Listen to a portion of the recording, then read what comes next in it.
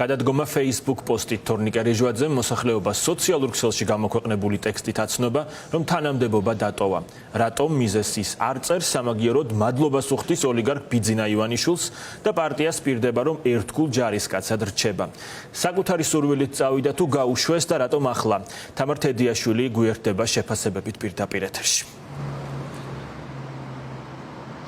დიახ, თანამდებობაზე 7 წლიანი უწყვეტი ყოფნის შემდგომ თორნიკე რიჟვაძემ ყოველგვარი ბრიფინგის და განცხადების გარეშე ერთი Facebook პოსტით დატოვა თანამდებობა, უმაღლესი აჭარის მთავრობის თავმჯდომარის პოსტი და ეს რომ დაგეგმილი არ ყოფილა და მოულოდნელი იყო როგორც მისთვის, ასევე აჭარის მინისტრებისთვის, ჩვენი წყაროც გვიდასტურებს, ჩვენი წყაროს ინფორმაციით, მან მოულოდნელად დილის 7 საათზე შეკრიბა მინისტრები და თავისი გადაწყვეტილების შესახებ განუცხადა. სწორედ ამის შემდგომ განათავსა უკვე სოციალურ ქსელში სტატუსი, სადაც არ გაგიკვირდება თუ გეტყვით, რომ პირველ მადლობას, როგორც აღნიშნეთ, ოლიგარქ ბიძინა ივანიშვილს უხდის და შემდგომ უკვე ხალხს იმ ხარდაჭერისთვის, როგორც თავად ამბობს, რაც ამ 7 წლის განმავლობაში იგრძნო.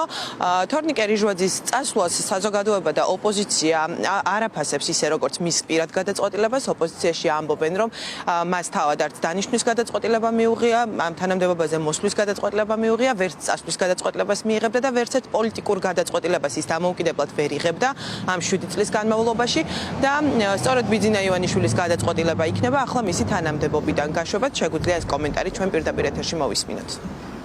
რით დაგვამახსოვრა თავი თორნიკე რიჟვაძემ ის რომ რაღაც მას პოლიტიკური შინაარსობრივი ბექგრაუნდი არ გააჩნია, ისტორია პოლიტიკური ამ 7 წლის მანძილზე არ შეუქმნია, ის შეურაცხყოფდა როგორც მედიის წარმომადგენლებს, შეურაცხყოფდა მოქალაქეებს, ჩართული იყო რეგიონში განსაკუთრებით არჩევნების გაყალბებაში, ჩართული იყო რეგიონში განსაკუთრებით და არა მხოლოდ რაღაცა კორუფციულ გარიგებებში და მხოლოდ საკუთარი კეთილდღეობის მოხვეჭაში მსგავს უეცარი გადაწყვეტილებები იქნა და იქნება მიღებული მომავალშიც, მანამ სანამ ოლიგარქიული მმართველობა იქნება და მანამ სანამ ერთი კაცი, ანუ ბიძინა ივანიშვილი იღებს გადაწყვეტილებებს ამ ქვეყანაში.